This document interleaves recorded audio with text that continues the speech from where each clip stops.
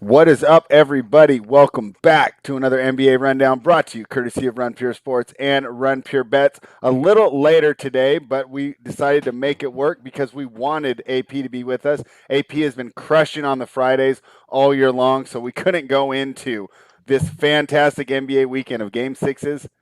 We know one Game 7, potentially more, without talking to AP. So, AP, I know you got some eyes on the golf while we're doing this show, but how's it going for you overall here on this wild week of betting NBA, MLB, and some golf? Yeah, it's going good. Playoffs is a ton of fun. Watching, obviously, the U.S. Open right now, a ton of fun. And shout out to Big T and JSU yesterday. They absolutely predicted that game like to a T, and they won all the money. I mean, absolutely love to see it. Incredible calls by them. Milwaukee blowout. And right now, spread. We were talking about, talking a little bit before we got on the show, and the edge from a handicapping standpoint in the playoffs is very small right now. So you got to just kind of go on your gut calls. And that's I think the way to go right now. And that's what we're going to do today. Yeah, and Tyler, we took a shot yesterday, right? We took the Hail Mary shot with the Bucks first quarter, Nets full game. I think at one point it was like 77-74, and I thought it might come home, but it didn't. The Bucks are alive for another game in Game 7. What were your takeaways from last night? Obviously, important for the Bucks to start out strong. That was expected. You got to give them credit though for withstanding that run in the third quarter when the doubts that I had mentioned yesterday starting to creep in. They were able to overcome them and finish strong and get a nice victory. What did you take away from that game? Yeah, I mean, not gonna lie, when that game got close, I thought we were golden. I was Yeah, like, I thought we were I was too. like, this is Yeah. where Milwaukee just crumbles under the pressure. Durant starts to make his shots. But the more I look at the Nets play, is it just mirrors playing hard and making them a slow tempo team right now? Because he can't move. Yeah. They're slowing that tempo down way too much, and it's just letting Milwaukee key in on defense. So, I mean, they do that again Game 7. As long as Milwaukee doesn't just collapse in the fourth quarter, they're probably going to the conference finals.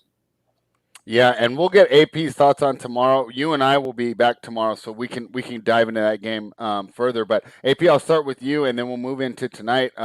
Since you won't be on tomorrow, do you want to just give us your quick thoughts of where you lean for that Game 7? This is the series that's really got me emotional. You know, I kind of adopted the Bucks as my team, bet them to win the series, have a future on them to win the title. It's been hard for me to be level-headed handicapping this. What do you think happens in Game 7? My gut thinks that Brooklyn gets it done. But hey, you never know, especially this year. What do you think? Yeah, really interesting call by Tyler. I mean, that kind of makes sense with Harden, but it's tough to beat KD, back to back. So I'm going to side with the Nets. Getting half a point is what I'm looking at right now. I just think, I mean, unless like Drew shows up, and then you need Middleton to show up too, that could be a difference maker. But I think KD shows up. I think Harden, maybe gets his shot to fall a little bit more. But I think it's just going to come down to KD. I think it's going to be a very close game, and I think they're going to get it done at home. All right. Sounds like a plan. So we have your, we'll know that for tomorrow. Make sure to reference it in case people aren't watching because obviously we'll be doing the Game 7 preview tomorrow morning. Tyler, let's jump into tonight's game. The first one, Philadelphia, Atlanta. I jumped on with the keg on Wednesday night. I think I told everyone, had a little washing machine breakdown. So at halftime, when my girlfriend was pretty upset, about the washing machine not working. I jumped off the show. I figured the game was over. There wasn't going to be any live plays. And by the time I'm done, I come back and Atlanta's mounting this comeback after I had written them off. What do you expect to happen tonight? I mean, what a wild Game 6. I mean, I thought that Bucks meltdown was bad on Tuesday night, and I think that Sixers meltdown was even worse. What are you expecting tonight in Atlanta? I mean, which Sixers meltdown are we talking about? They're one from Game 5 or they're one from Game 4? I mean, five we thought maybe it was the all-timer. We thought maybe they just missed some shots in the second half, but then they do it again. I think Clint Capella was right. I think this team is gassed. I think they're just beat up. They got one half of basketball in them. If Atlanta can withstand that, and they barely withstood it the last game. They got blasted. They were down so many points going into that fourth quarter, and then they go enough. they outscore them 40-19 in that fourth quarter. The only two 76ers that make a field goal in that second half were Seth Curry and Joel Embiid. So, I mean, it's just unbelievable. Ben Simmons 4 from 14 from the line is not going to. And they're going to leave him on the floor tonight. Atlanta's going to exploit that again. I think they win it and end the series tonight, and Doc Rivers is fired tomorrow morning. I don't think they'll fire Doc. I think Bud might get fired if they don't make it tonight. AP, what do you think about tonight here? Philadelphia, do or die time. Yeah, it's. I think the line here is really interesting because I agree with Tyler. Like, Philly just looks. I mean, gassed is honestly like the right word to use, and the Hawks look fresh. They're a young team. They should be fresh. I mean, the 76ers are pretty young too, but you got Embiid, who is obviously a little hobbled. I look at things through the lens of DFS, and Embiid is smashes, and he's going to smash. They could lose, but he's still a good DFS play because he gets block steals, points, obviously, all of that. And Ben Simmons just isn't doing anything at all. But from a betting perspective, I do like the Hawks plus the points here. They got to win. They got to just close it down now. We saw vintage, sweet Lou Williams close. They played him the whole fourth quarter. Really interesting rotation. I'm looking at him in DFS formats right now. What do you think they do with him tonight? I'm really curious about your guys' take on Lou Williams specifically because I don't think he closed the other games. I could be wrong. I don't have all the rotations up, but do you think they're just gonna throw out a similar rotation, or do you think it's gonna be if he's making his shots type of thing? Yeah, I think it's one of those things. I think if it's working in the rotation at the moment, they'll leave him in there. But if he starts to get exploited, they're going to pull him right off the floor. I mean, he made what? 1, 2, 3, 4, 5, like six shots in a row or something like that, 6 or 7. So I don't know, but I definitely like the Hawks here. I think Trae Young, puts the team on his shoulders. I think Capella is fresh down low. He's going to get inside Embiid's head, and you just got a lot of shooters. You got guys that can get it done. Like, I even think Bogdanovich, he had a really bad game. Yeah, he barely played in the foul trouble quarter. when he played 21 minutes. So I mean, there you go. And Kevin Huerter was 0 for 7 from the field, 0 points. So you got to think that flips in Atlanta. Okay. So, yeah, that's one thing. So Lou Williams, it might be kind of chasing in DFS. If Bogdan's, back, not in foul trouble, obviously that could definitely hurt Lou Williams. But again, so with Lou Williams, real quick, he played every minute of the fourth quarter in game 5, except for the last 20 seconds when they were doing the defensive substitutions. Before that, he had played the reserve minutes of the fourth quarter, and that's, I'm saying, the start of the fourth quarter to 6 minutes to go. My guess is because he's the veteran, because he gives you that scoring punch, unless they're protecting a lead of 7 points or more, I think Nate goes with him tonight there towards the end. I wouldn't shy away from him in DFS. I like that call. But for me, plain and simple, Hawks plus the points. Take it a little bit further and take the money line. I like that a lot. I think the Hawks move on. I agree with you. I like the Hawks as well here. And Tyler, I'm seeing a total of 223. I like the under, man. I think we get Game 7 vibes. I think there's going to be some tenseness. I think it's going to be slow. What do you think about the total, Tyler? Yeah, I agree. I think you go under here. I mean, this series has just been low scoring. I think the only way that total goes over is if you see overtime tonight. Yeah, and that West Coast is saying double OT. I hope not West Coast because I'm going to be on the under. AP, do you agree with us on the total? Yeah, I mean, I love totals early in the season. Usually it's the first 2 months of the season because the lines are way bad. They're way wrong. But yeah, it's tough for me. I would lean under just because we're going to see a defensive game. Teams clamp down. It's just what it is. 222. Yeah, it seems a little high. But as West Coast Jim said, we're probably going to get double OT. So I'm going to stick with the Atlanta Hawks side and money line. And we got Greg Russo in chat. He's been right all along with the Hawks. Shout out to Greg Russo. Awesome call on this team. Yeah, and I'll tell you what, with that fatigued Sixers team, I would say every overtime that it goes to, advantage Hawks here. The younger, fresher team. Embiid seems to wear down, not because of conditioning. I've blasted his conditioning every season now, but I'm going to go ahead and just this is the meniscus tear. He's playing on that knee. He's bouncing around at the beginning of the game. By the fourth, you can see him really laboring. So that could be another issue and another reason why I like the Hawks and as well as the under. Real quick, AP, let's just touch on some DFS projections here. I mean, it seems like so. This isn't a showdown slate, right? So it's just a normal one. Yeah, we So do. there's We no captain. covered the main showdown slate, which is going to be the Jazz and Clippers tonight. And So that honestly, one will have the I'm gonna captain. Yeah, both of them do, but the main showdown slate that we have content for tonight is Jazz Clippers. So, Okay. and I'm gonna be tag. I know Big T's out on the boat right now, probably out on the lake, but I'm gonna be I'm doing our showdown playbook tonight. I'm gonna be texting him all night, trying to get inside that dude's mind because man, the dude is on. He's seeing the court very well right now. So Yeah, I mean, just but fantastic reads. So this Philly game is separate, so I don't have a lineup where I do all of them. I mean, I don't have. Let me pull it up. I mean, they have a showdown slate for it, but their main contests, like the better payouts, are going to be the Jazz Clippers tonight. Okay, well then let's just go to the Jazz Clippers and we'll do the DFS right at the end. But I mean, my breakdown's going to be pretty similar here. You have one team at home, and the other team is a very, very good team that's got a hobbled star. Same thing I saw with Joel Embiid. I saw with Donovan Mitchell. That towards the end of the game, every time he went to the lane, it felt like he was limping back out. We saw some jump shots fall short. This isn't heart. This isn't conditioning. This isn't bad skill. It just seems to be his body is not keeping up. And for that reason, even without Kawhi Leonard, I like the Clippers to get it done tonight at home. Tyler, do you agree with me? Are we going back to Clippers University and having a party? Yeah, but I got a question for both of you. All right, let's With hear the it. way these two teams are playing right now, who's the better team?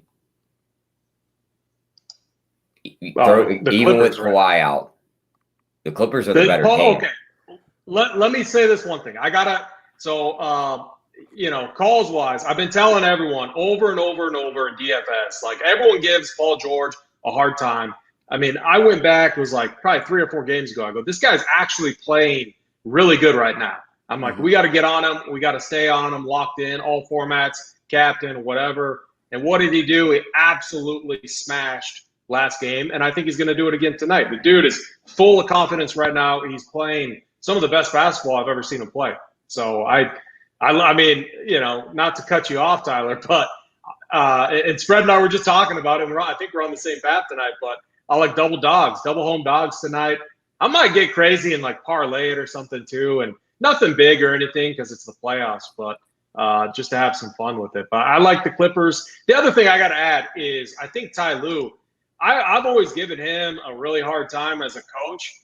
I think he's done a good job at making adjustments, and I think he has a rotation that he really likes right now with Batum, Paul George, even T-Man got in there, played good, started last game. You got Reggie Jackson, who's surprising everyone, surprising me. But then Marcus Morris, like he has been a huge key to this team. And he finally got hot a couple games ago, stayed hot last game.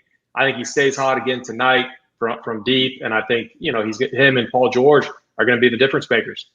Yeah, let's talk about Paul George, and let's throw in a comment from West Coast Jim. Jazz coach is smart. He will double PG. So here's my thing on Paul George. I think it's a fantastic matchup for him. I don't think Bogdanovich or Ingles has the athleticism to keep up. I think he's getting space. He's getting comfortable in his jump shots as he doesn't have to worry about getting his shot blocked. So about 6'4" Royce O'Neal ain't stopping him. Yeah. No. He's their best defender too. I mean. So he says he'll double Paul George. When asked about it, Ty Lue said, "I hope they do." I mean, do you think that that's the right approach? Double them. Leave all the 3-point shooters open on the 3-point line. They'll let it rain. The problem is if you double them, they go small. They're going to be quicker than this Jazz team. They're going to have open shots. So I agree with Ty Lue there. Yeah, they're already going smaller. They're already quicker than them. Rudy's ineffective, so he's basically they're basically playing 4-on-5. Their bench isn't that deep outside of Clarkson because they have to start Ingles now. Mm-hmm. So it's like you look at the two teams. I think the Clippers are the better team right now. They got to play Conley tonight, though, right? I think he was on track to play. That's going to be, that's going to help him out a little bit. But still, I don't think it's going to be enough. Or is it going to be like a Harden situation where he slows down the pace? Yeah, I think it hurts him. Okay, yeah. Because unless he's 100%, they'll attack him. Yeah. Because Ty Lue's not Mike Budenholzer. He's not going to let Harden just sit in the corner and defend someone. They're going to attack him out there. The only reason I would be rooting for this game to go to a game 7 is to give Chris Paul more time. Because I think it's just bullshit, absolute bullshit what's going on with him. So, I mean, when is he going to be back? Do you guys know? I mean, we have no idea because his body basically just has to beat it, and he has to test negative for 2 consecutive days. I don't know the exact rules, but it's basically just symptoms now. Or is he like healthy? I think he tested positive. It wasn't like a contact thing. Okay. So it's 14 days then. Wasn't that the old protocol? No, because since he's vaccinated, the old protocol doesn't arrive. All he needs is he's vaccinated and test. Okay. Yeah. So when you're vaccinated, we're not going to go down that conversation. I mean, I had it with my mom this morning. I don't want to do it again. You gotta get your other shot. That'll save you from this one. Man. Yeah. So, all right. So it sounds like we all like the Clippers. Here's another one, man. I just think that these games are going to tighten up. And AP, I was thinking about it. I'm like you. I love betting these overs in the regular season and then just flip flopping and betting these unders in the playoffs. Because I think the regular season drives the numbers up. And Title and I talked about it yesterday. The NBA is the only sport that changes the rules of the game once the playoff starts, right? Like in tennis, the Grand Slam lines don't change, right? They don't change the rules or anything. But in the NBA, they literally change the rules. Things that weren't foul, that are fouls in the regular season are no longer fouls. Some teams struggle to adjust. We get less time on the free throw line, which is obviously stop the clock. Points on the board with the clock stopped is the way to get to an over. That's why I like the under here tonight. Would you agree with me, AP? Yeah, I do. I don't think I'm going to bet the totals here. I'm going to stick to the sides and the money lines because I think these numbers are pretty sharp. But if I had to bet, an over or under, it'd be under on both games. All right, Tyler, what do you think? I like the under. I'm pretty simple here. I like the dogs and the under on everything. I'm pretty basic guy today. What do you think of the under here in this game? I'm going over here. I think it's the Clippers are going to go small ball. Mm-hmm. To where Utah's going to try and leave Rudy out there, and he's just going to get ran off the floor. Okay. And at that point, I think they're going to try and go small with him and just try and counteract it. And at that point, you're just going to get a fast-paced game where both teams are just flinging threes. And if Utah gets down in this game, they're just going to go balls to the wall and just let Mitchell just shoot the ball. So I could just see this being just offense, and it gets up over late in the game. I mean, if Quinn Snyder falls for them pulling Rudy Gobert off the floor, they would deserve to lose. The defensive rating with Derek Favors at center is like 150 or something. Like absolutely, they have nobody else they can slot in there. That's the thing is like they're pulling him out of the paint. He can't defend the perimeter, but yet you have no one on the bench to bring in to replace him. They're in like this tough spot right now where like the Clippers just have them like hook, line, and sinker. Yeah, if those threes are falling, it's over. And we'll see how that goes. I definitely agree with your breakdown, and I could see the threes getting us over there. The only thing I would just say is I don't think Quinn Snyder acquiesces and takes Gobert out of the game. I mean, he's your guy. You got to roll with him. He's a max player, right? I mean, I don't know. That'd be wild if Rudy Gobert and Ben Simmons were both on in a deciding closeout game, right? And we got 2 max players not even getting run. Did you guys see the video that came out today? It like resurfaced from 2017 where Ben Simmons is like, that hack of Ben stuff isn't going to work much longer. Yeah, and here we are 4 years later. Yeah, unbelievable. So let's talk about what. I got golf on in the background, guys. My boy Ches Reavy. No, everyone's going who? Ches who? Yeah. He just hit an absolute dart to like 2 feet. He's a pump play 6K guy that. Everyone's making fun of me for playing this week. He's going to make the cut. And then Rom just pulled out from the bunker. So you love to see it. Uh-oh. Someone's running Pierre here. Things are trending in the right direction. Yeah, somebody's running Pierre. Let's talk about what West Coast Gem is talking about real quick. Zig when everyone zags. I think I would agree with you, West Coast. But then why are they? I'm betting the dog here. Like, I mean, they made Utah the favorite or a reason. I don't think that. Do you guys look at like what the public betting percentage is, or I mean, do you guys ever look at those type of numbers? I kind of do. I sometimes I worry about number one. Why would I trust information put out by a sports book? Because Yeah, I'm thinking they know that right. there's like a certain percentage of people, right? That their simple handicap is just, hey, 80% of the money's on the Clippers. Vegas, every time I go, has really nice stuff. They have brand new carpets, brand new chandeliers, and everything's really nice. So I'm going to be on the same side as Vegas. So I don't always trust those numbers. I wonder if they just put them out there. Suck you in. To get those guys to get more even here. I don't know. What do you think about it?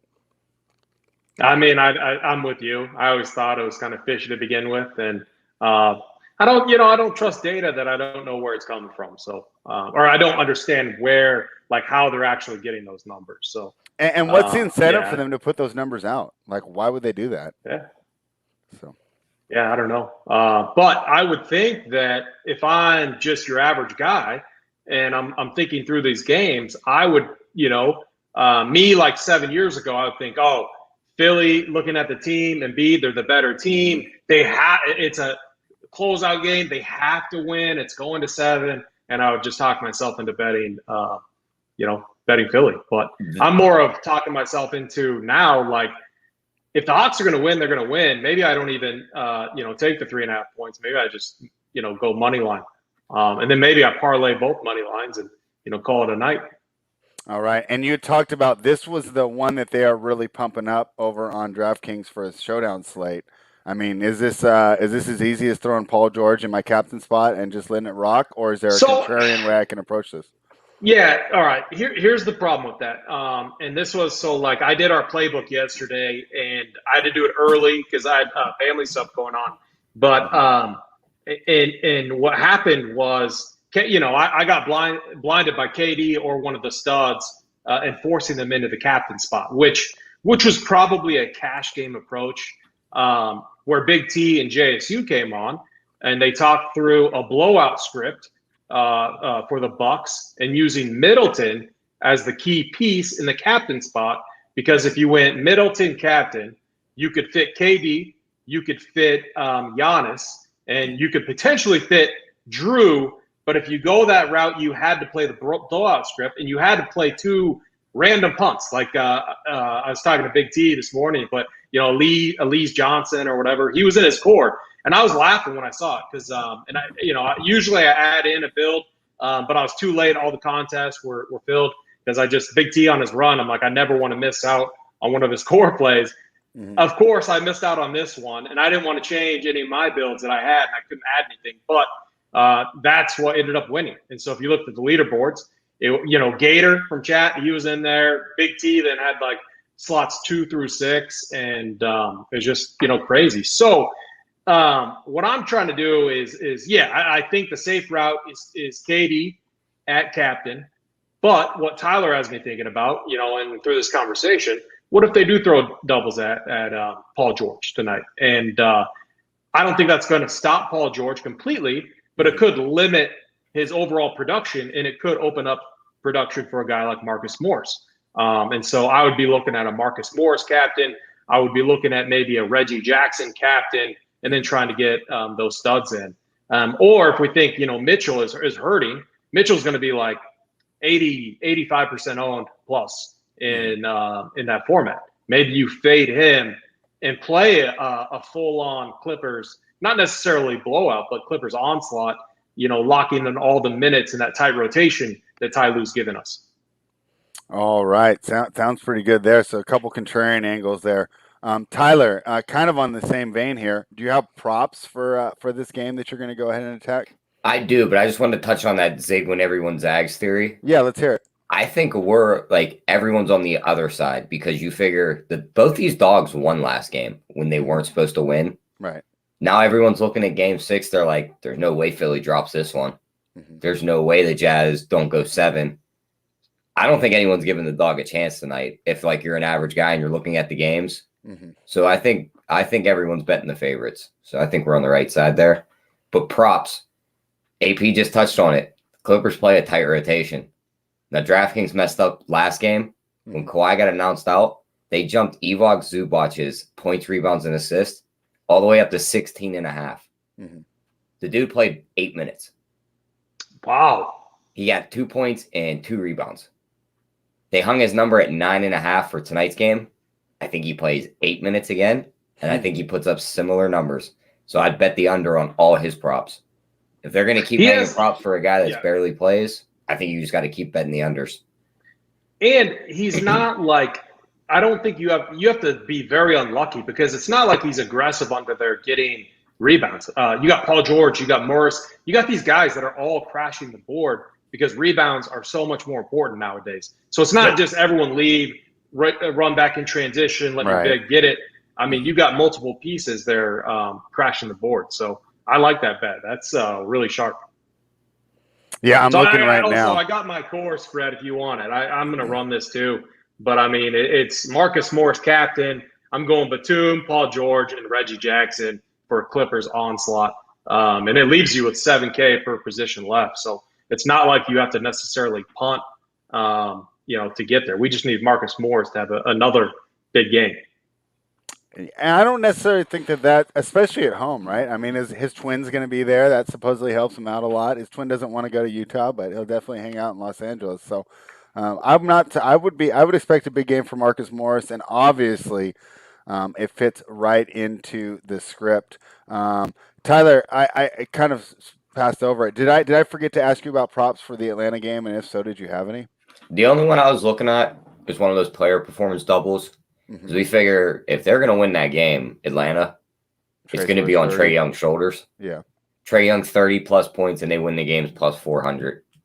I think he takes his bow in Atlanta tonight like he did on MSG's floor, and it's it.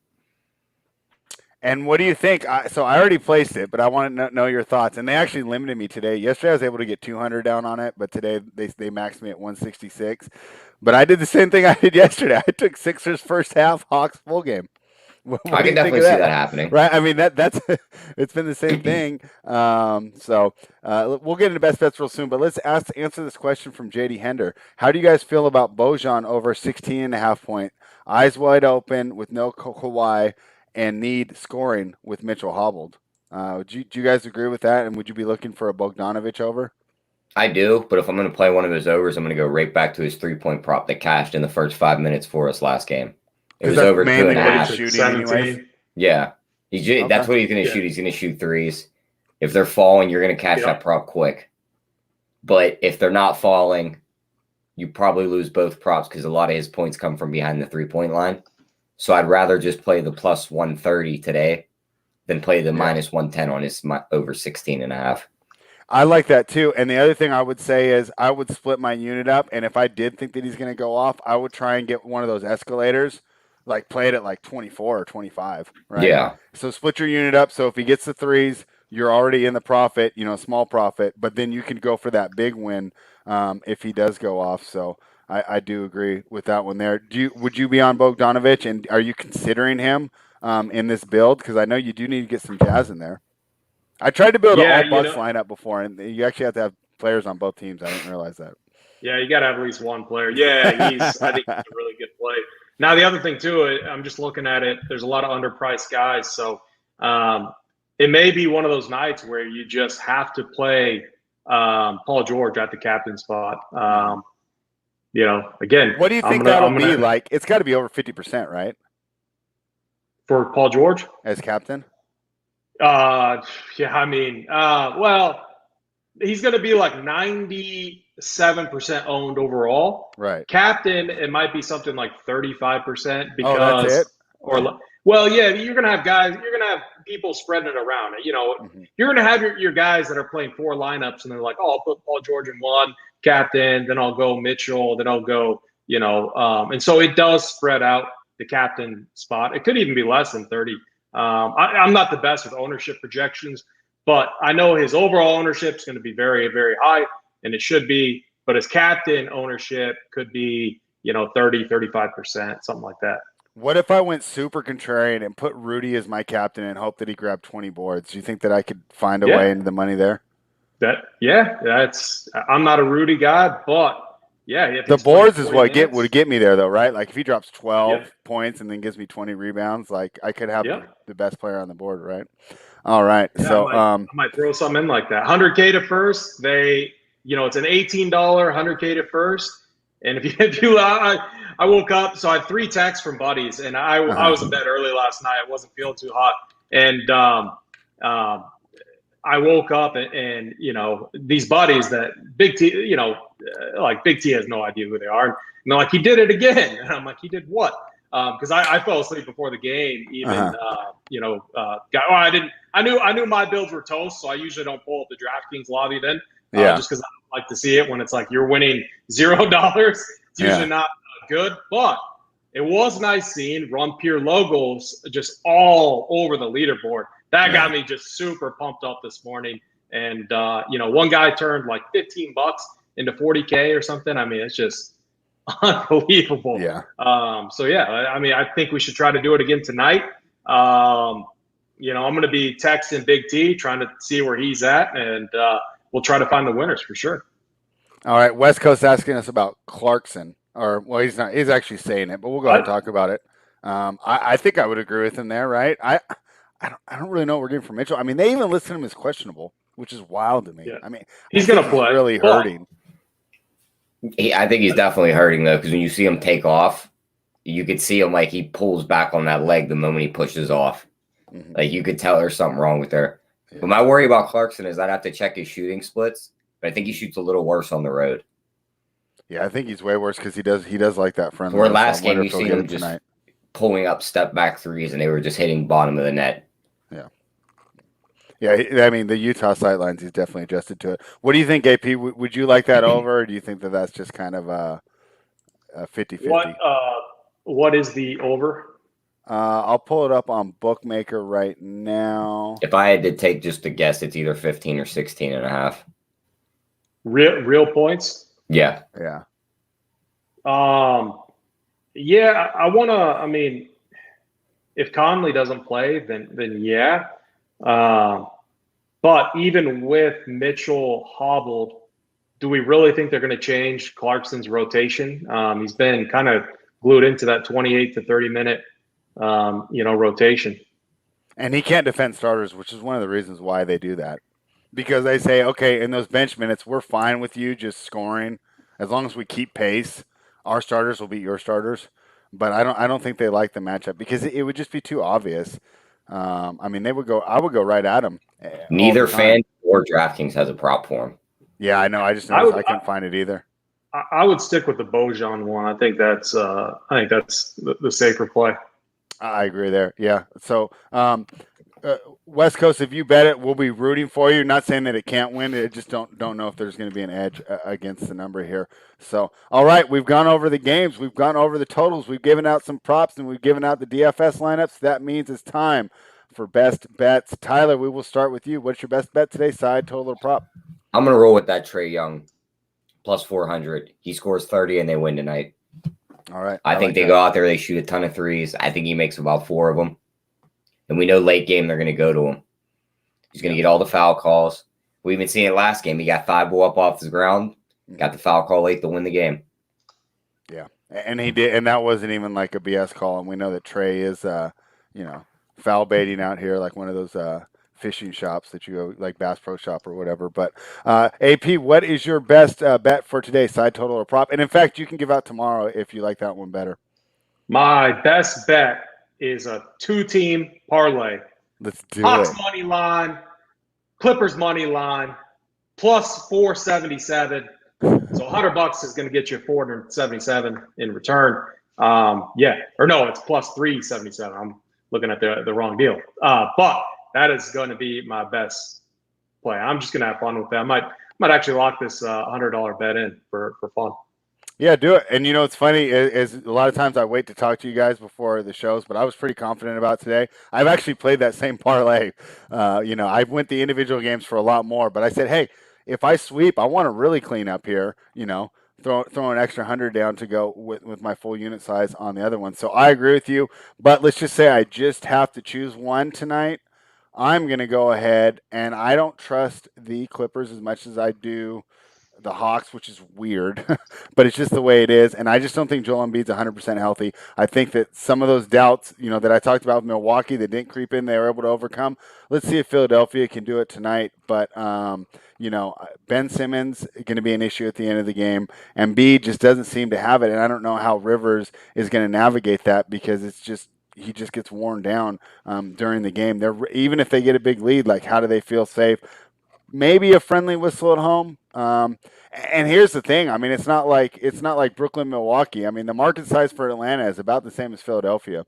So it's not like, there's a decided interest here. And then on the other side, for the Clippers, I mean, they want a game 7? Yeah, but they probably also want another series with a Los Angeles team in it and not necessarily a Utah team. Greg Russo threw Milwaukee into your parlay too. So I love the confidence, Greg. And we'll be back tomorrow, and you can hear me ham and ha and not really take a side because that series Fred, is still in my brain. Thing, What's up? One thing about tomorrow's game, I kind of want to change my pick. I said the Nets, but I just remembered that Big T has a huge bet on the Bucks to win this series, and I'm not betting anything at all against Big T right now in the heater that he's on. So I'm switching sides. I said the Nets. I am switching to the Bucks. And I mean, even Usain Bolt thinks that the Big T's running pure right now. So I'm with you there, and I hope so because I'm on that same series bet. It's a sheet play for the members of RunPureBets.com. So hopefully I can get that one home. I also did mess around, and I think I was limited to 160 something, but I did do the Sixers first half Atlanta full game. So maybe that one will get home for us as well. So AP, do you want to let everyone know the content that you're going to be bringing to everybody for Run Pure Sports over the weekend and early into next week?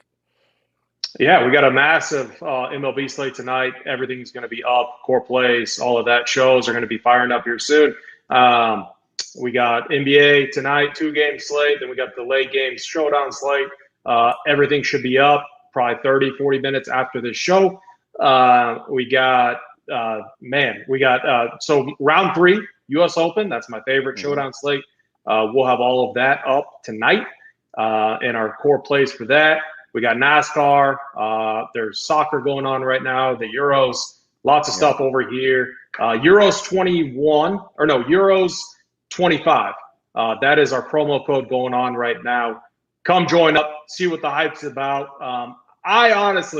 I don't think it matters what sport it is.